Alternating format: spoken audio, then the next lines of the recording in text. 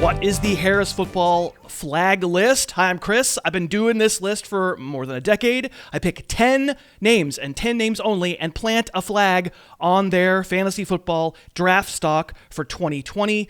Too many people in this industry say they love everyone, a huge long list, and then they get to claim they made a great call. I limit myself to 10 guys I think you should draft this year. Today we're going to count down from 10 through 6. I'm going to start it out at number 10 with Rams running back, Mr. Darrell Henderson. So the first thing I need to say about Henderson is apparently on Saturday, August 22nd, he left Rams practice with what they called a soft tissue injury, and I don't know what that means. Obviously, if he's hurt badly, a lot of what I'm about to say does not apply, but considering he's pretty close to free in fantasy drafts, it isn't the worst if you do take him, and he winds up being limited as we get into September. But anyway, why put a kid who only had 88 snaps as a rookie onto the flag list? I'm not going to lie and say I was blown away by Henderson in very limited action. We only get glimpses on film of the dude the Rams thought they were drafting in the third round last year. And this is one of them. If we watch this run from an end zone view, you'll see the lineman break left. It's outside zone in the traditional Rams way. And I like the way that Henderson sees number 29 there, the lone unblocked 49er, Jaquiski Tart, and chooses to keep going and pick a different hole. It's not extraordinary, but at least he sees it. It's well blocked. Turning the edge there against number 24, K1 Williams, decent acceleration. Then as Henderson cuts upfield, watch number 56, Quan Alexander, come firing into the picture, and watch Henderson cut off of his left foot. No pitter-patter, one cut, and he's changed direction, and he's going. So that's stop foot, go foot right there. It's a good run.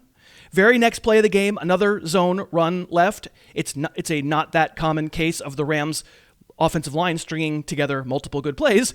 Henderson reads a lane to the inside. He has a lot of room. I don't think it's an amazing play, but we get a sense of his lateral agility taking this carry for 14. With rookie Cam Akers, a highly valued draft pick in the real NFL draft, I think at minimum what we'd like to see from Henderson is stuff like this, like get him the ball in the open field because he's obviously a pretty explosive player. He only had 4 catches last year. Not trying to oversell what Darrell Henderson did last year. You can see, despite 5'8" and whatever, listed at 208, a little sturdiness to him for sure. And then this little wheel route from last year's exhibition season, it made the rounds last summer. It got people excited. It turned out to be fool's gold. Got taken like the 6th round of fantasy drafts. That was wrong. But no matter what, we have to admit, he does have some speed to him. So first of all, obviously I'm recording this not knowing if his injury is any big deal. So we will track that. Also, Cam Akers is there, which means Henderson's not going anywhere near the 6th round, right? He's going 11th, 12th, 13th. I would take Akers first if they were the same price, but they're not.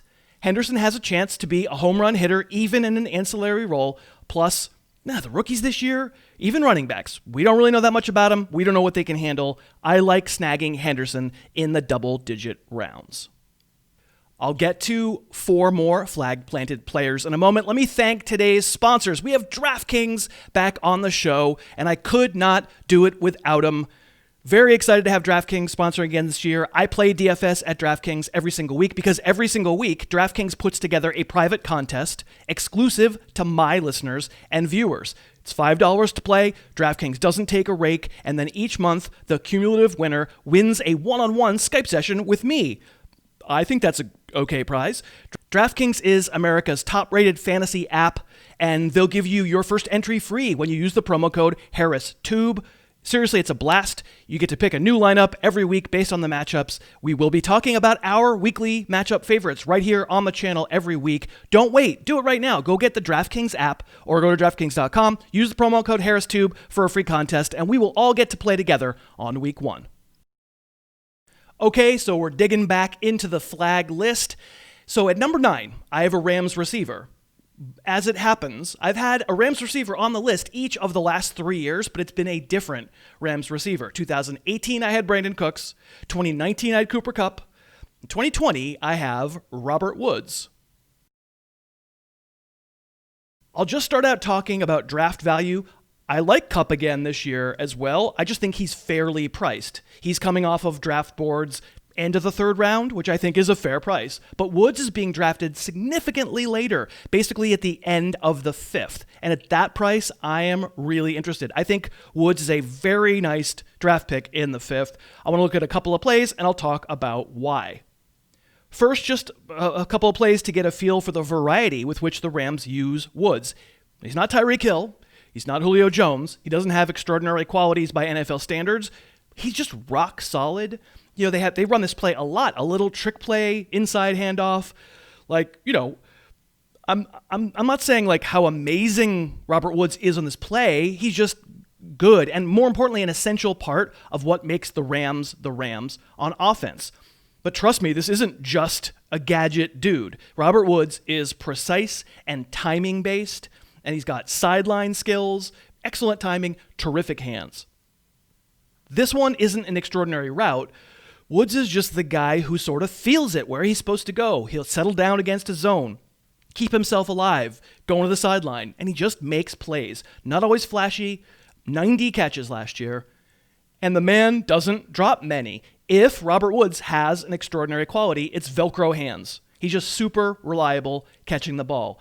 Jared Goff has good chemistry with Woods, but that's partly because down the field, Goff knows he doesn't have to be perfect, and when he's under pressure, he sometimes isn't, and Woods will make grabs like this.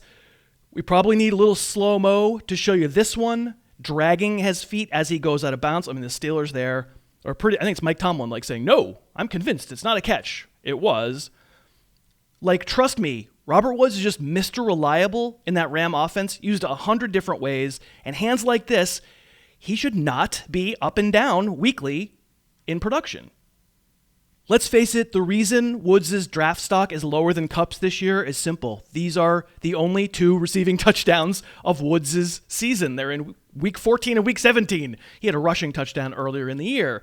But trust me, there's absolutely nothing about Woods' game that should keep him from scoring the requisite, average, 6, 7, 8 touchdowns. Touchdowns are random. Cooper Kupp's the one who got him last year. Who knows? Woods might get him this year. The point is that no matter what the Rams' offense turns out to be, whether it's 3 wide, pedal down, or 2 tight ends, the one constant is Robert Woods. I will take him in the 5th round. At number 8, I've talked about Deontay Johnson on our YouTube channel already once in August. We'll throw up a link to that conversation about players who I increased their rank once I watched them on film this summer. Let's get more specific about what it was that I saw in Johnson's film I liked so much. But let's also say, like Darrell Henderson, you don't have to take Dionte Johnson as a fantasy starter. We're probably talking somewhere between the 8th and 10th rounds. I like him at that price a lot as a high upside fantasy bench guy. So, okay, Johnson came into the league as a rookie, didn't have his quarterback after a game and a half, runs a fine route that's supposed to be thrown back shoulder here, and it's not. But then he does that. This is week 2, and it gets my attention on film for sure. Just, slow it down and watch him recover from where the ball was supposed to be thrown and still grab it. As you'd expect, teams didn't come into the season expecting to have to double Dionte Johnson. Here he's split wide left. It winds up maybe being some defensive confusion, but yeah, if there's no safety over the top, watch out. Johnson is really fast. Why do I say Johnson reminds me of T.Y. Hilton? Because like T.Y., sure, everything is built off of and starts with his speed and how much respect defenses realize they have to give him. But Johnson came into the league being able to use that. If they give you a cushion, you can come back to the ball and make little nifty hands catches, and soon you become a problem for the defense. And as you can see, Johnson can be a bit of a problem. Split wide left, it's a real good route, pretty far downfield. It's a square in, nope, it's a deep out. He gets open, right? Getting open like that, it makes the throw pretty easy. Roethlisberger is back. Juju Smith-Schuster is still there, and he deserves to go higher in drafts, and he will. Johnson only had 59 catches last year. He's not a finished product, but he might get there. The suspicion is that Juju might be on his way out in Pittsburgh, and Johnson, who knows, might be their number 1 wideout in training. I love grabbing him in the 8th, 9th, or 10th.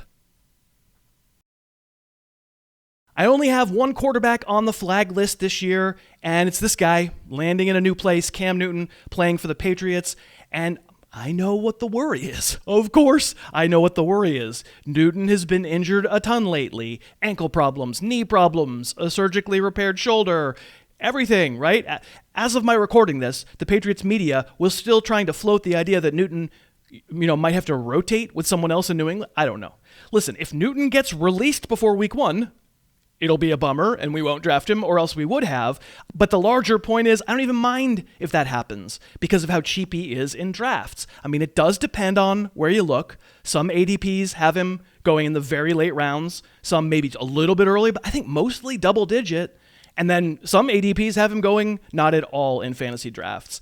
I mean, if I get to the 9th, 10th, 11th, double-digit-ish rounds, I'm very happy to grab Cam Newton because he has the thing. He has the cheat code. If he's right, he'll rush for 500 yards and 6 touchdowns and be good enough of a passer to keep you afloat otherwise.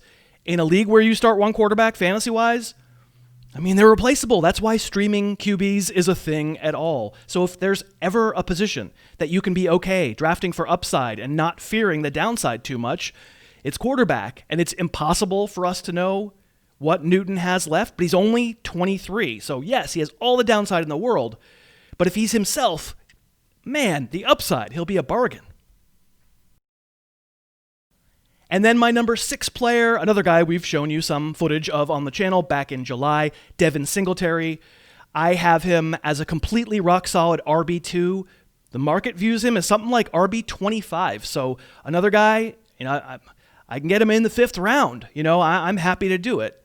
Let me break down a few plays. I'll show you why film watchers like Devin Singletary so much. Week 1 last year, he hadn't really won the job yet, but he was about to. This is a gap play. There's a pulling guard, and it doesn't really work. The hole that Singletary is supposed to get into is bottled up. But zip, watch him bounce it out like he's barely even trying. He's not the most laterally explosive back in the league, but he's pretty laterally explosive. He's nifty. And I keep hearing about, he only caught 29 balls. They just don't use them enough in the passing game. I'm pretty sure of it. That'll be the way he is forever. Must be something wrong with his hands. His hands are fine. He's scary in the open field, and plus he's just really, really hard to tackle unless you get a direct shot on him. Singletary almost fits the profile of a zone scheme runner more, but here's another power play where he's having success, sort of indifferently blocked. And what I'm paying attention to here is, again, man, he's hard to tackle. He's 5'7" and 203 pounds, maybe 203 pounds. I know he's not what you'd call a power runner. He got pulled on the goal line a lot last year, and that might happen again. But he just doesn't fall down. It's hard to watch runs like this where he's just making moves and zigging and zagging and not letting contact take him down unless it's super direct content and not get excited about what he could be. Maybe is he maybe never going to be a true RB1 unless his offense turns out to be great? It's a fair point. Maybe he's never the best player on a good offense. And I know the Bills drafted Zach Moss. We'll all just really have to wait and see how amazing Zach Moss is. I don't think anybody is ever loved more than a mid-round running back. Very few people in the fantasy industry have ever actually seen play. And I know that Josh Allen steals touchdowns too. But even if you tell me, all right, the Bills are going to be mixing things up in that backfield, I think they'll use Singletary in the receiving game more because of plays like this. I really think fantasy-wise, as an RB2, this is going to work well. And that's it. That's the first 5 of my flag players for 2020. We're coming right back soon, and we're going to give you the 5 through 1 as well. In the meantime, let us know what you think down in the comments. You think I'm crazy? We want to hear it. You think you're going to draft all these guys I'm talking about? I'd really like to hear that. Please subscribe to the channel. Leave a comment. Thanks for watching. Thanks so much for watching. Please, please, please smash that like button. Write a comment, tell us who else you'd like to see us review film on, and of course, best of all, please subscribe to our channel and then click that little bell above the subscribe button and you'll be notified whenever we post a new video.